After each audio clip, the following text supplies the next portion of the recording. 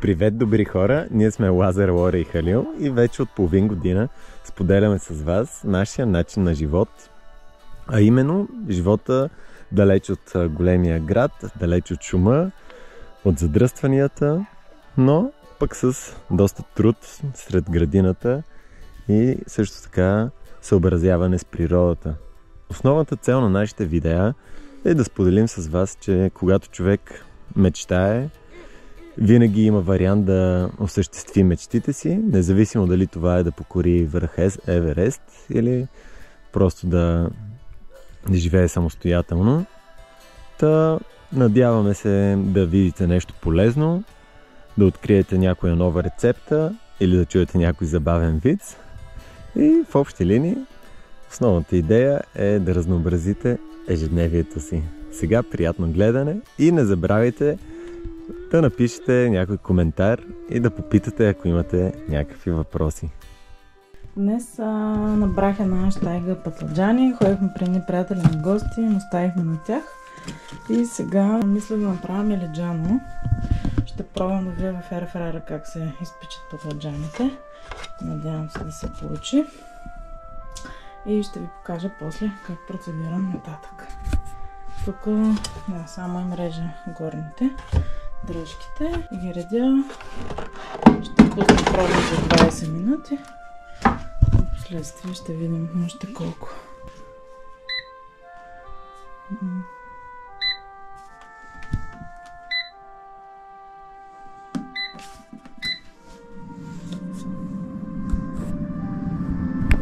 Всъщност реших малко да се изхитря, да се го сложа отвънка ерфрайера, докато сушилната. Защото има пространство, а пък и затопля вътре кухнята и предпочитам да се седи навън. Ей, котка да си в този живот. Хала? Какво правиш, мамичка? Как си? Толкова ли ти? Малко да се голяма. А Неделчо? Неделчо? Ой, беше. Ей, вие сте опасни. Ой, миличка. Жега ли? Жега голяма. Току-що извадих и последните патладжани. Една щайга изпекох може би за около 1 час. По 15 минутки се пекат. Много лесно се белят. Ето, тук направо се излизат от корите. Сега ще ги изчакам да изтънат малко и ще ги обеля всичките. През това време ще сложа малко чушки зелени. И сега, след като съм смеля патладжана, смелях и чушките, всичко е опечено предварително. Ще загрея тук в тавата. 500 мл олио сложих. Ще го загрея и ще сложа първо чушките.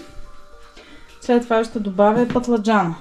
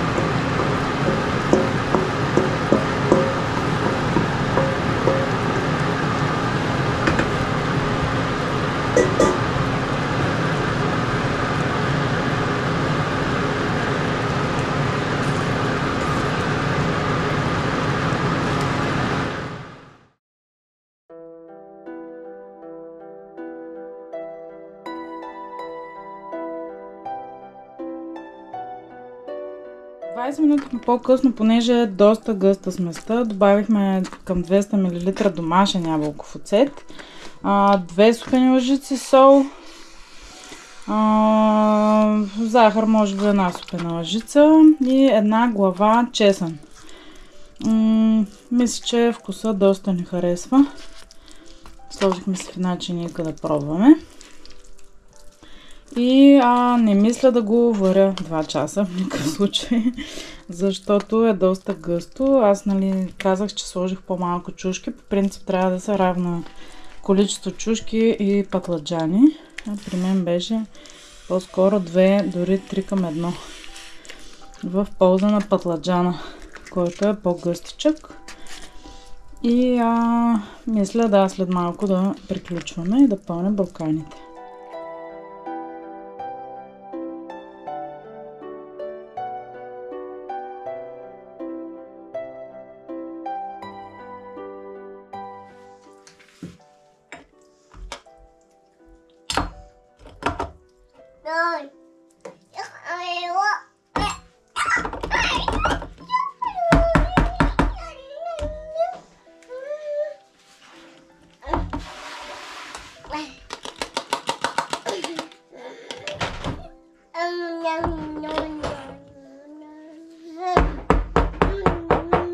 В началото, като бяхме селени новобранци, пълнахме от големите омния буркани, ето тези, които са 800 мл, мисля, че бяха.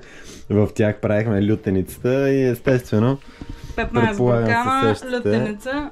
15 буркана лютеница, от които са изхвърлени 10 буркана с по 2/3, или половинка. После фанахме цаката, всъщност. Да, и от тогава вземем малки бурканчета. Пълниме ето такива малки бурканчета, които са предостатъчни за една вечеря и след това не се налага да ги държим в хладилника. Тъй като днес навън е леко мрачно и нямаме кой знае какви задачи, моята любима, а тя не обича да ме гледа да си почивам, когато не са празници или почивни дни, събота и неделя или там сряда.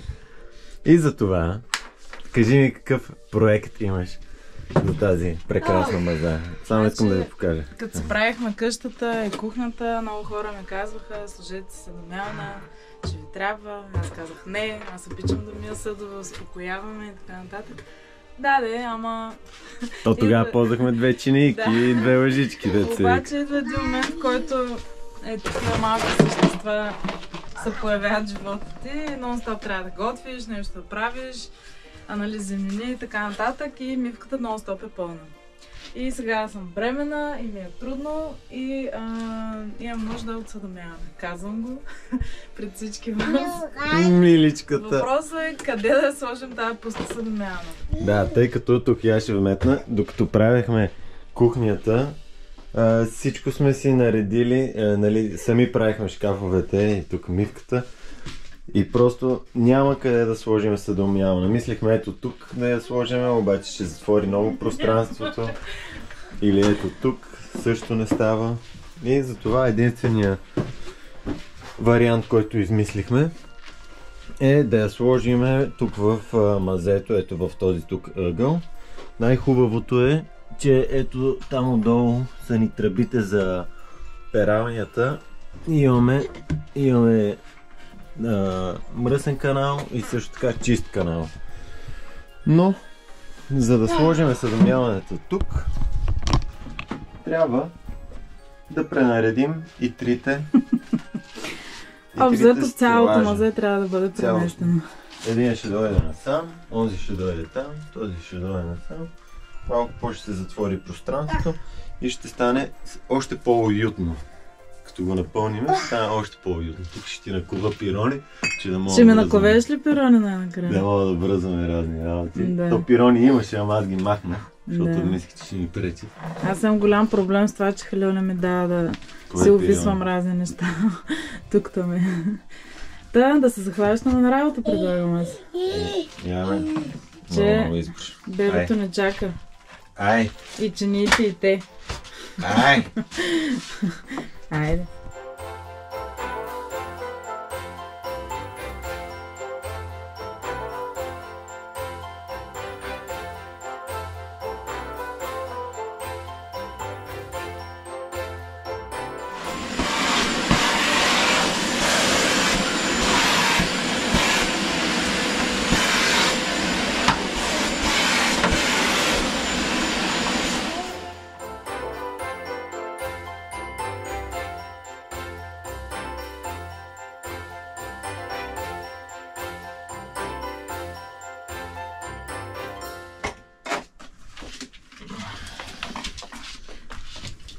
Сега ще имаме малко преподредба.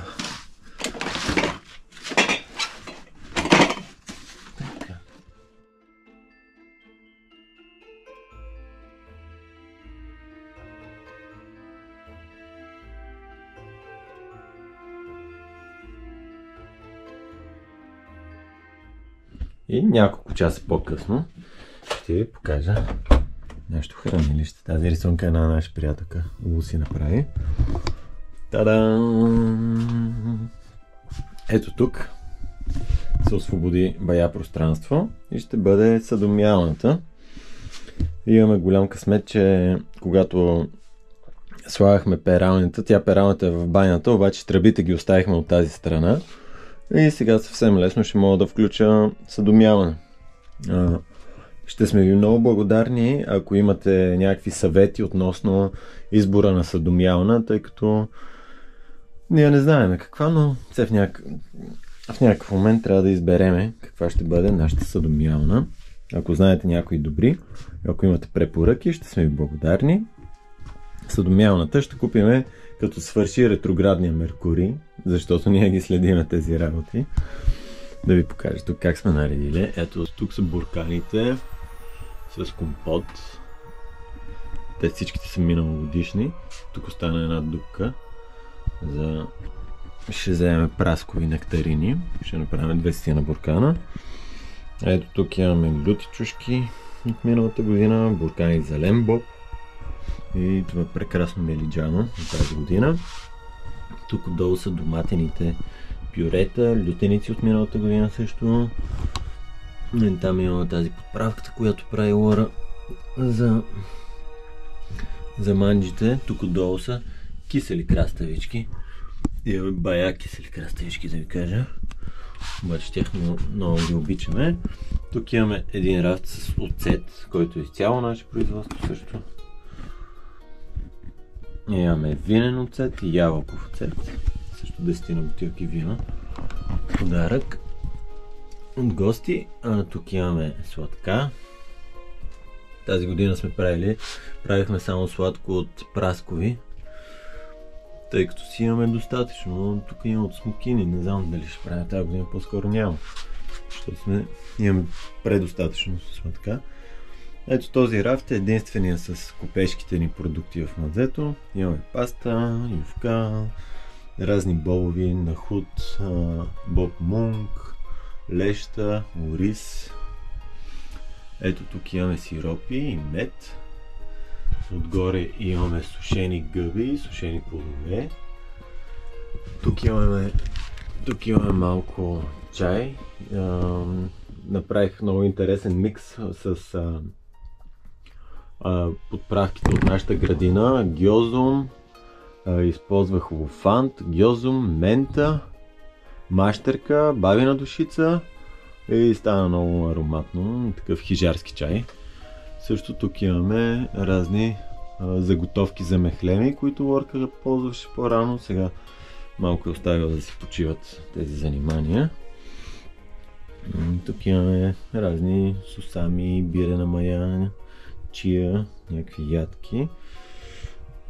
И в общи линии тук е останало пространство за запълване с лютеница. Имаме кетчуп и доматината. Има още какво да се пълни. Имаме още пространство за пълне. Тук имаме ябълки, 3 касетки с доматен сок, който най-вероятно ще използваме за лютеницата. Така, оказа се, че се отвори голямо пространство. Между другото, тук ще бъде бидона с киселото зеле. И има още да си пълним мазето. Тук ще бъде съдомиялната и около нея ще скува, ще направя един рафт. Имам няколко идеи, но като дойде време ще ви покажа как ще ги осъществя. Здравейте! Виждате в малко нетипично за мен облекло носия. Днес с тази девойчица Плами, която вече сме ви я показвали в предишни видеа, ще участваме в събор 9 песни от извора и ще пеем песен. Естествено всички сме се натъкмили. Ето го е Лазар, който се оправя буквите. Мамо, много си хубав. И тръгваме сега. Плами, как се чувстваш? Супер, малко ме е страх, ама. Що те е страх? Какво те е страх? Спомняте ли си сега? Срам те? Коя песен ще пеем, я кажи? Стъпил добри. Така. Да, хайде, ние да тръгваме пътешествие. От тук ли ще минаваме? Да тръгваме на пътешествие. И Халил сигурно ще не снима как пееме. Малко по-късно. Така че ще ви направим съпричастни на нашия празник.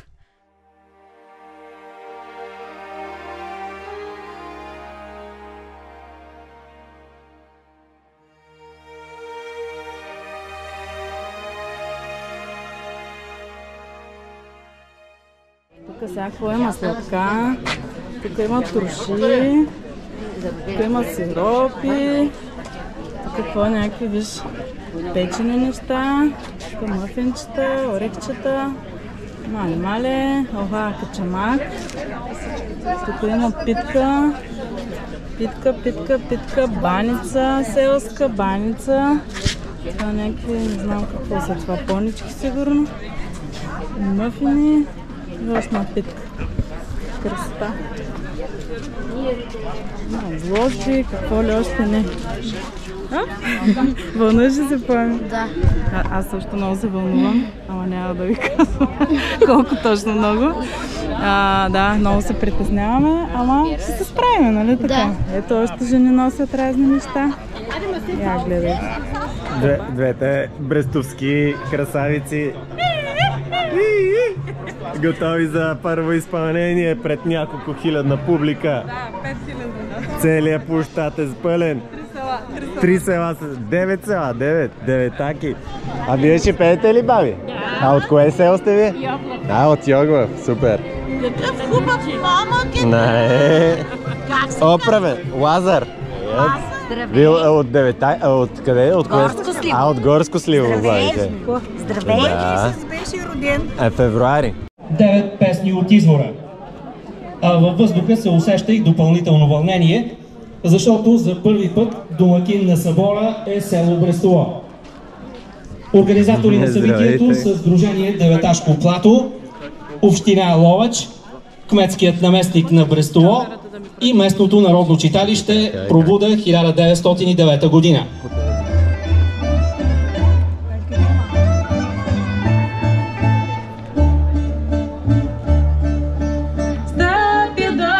Стъпил добри, на бял меркамен. Стъпил добри, на бял меркамен. Да си мери, сива гургулица. Да си мери, сива гургулица.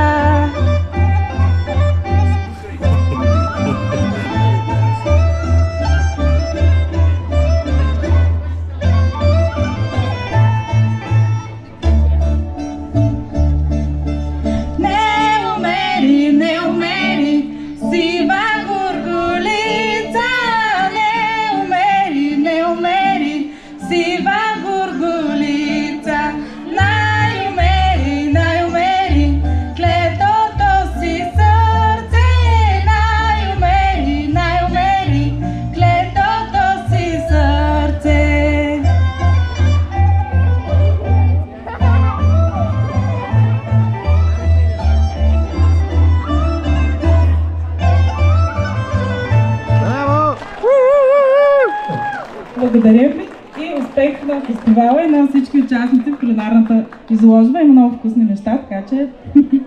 Чао!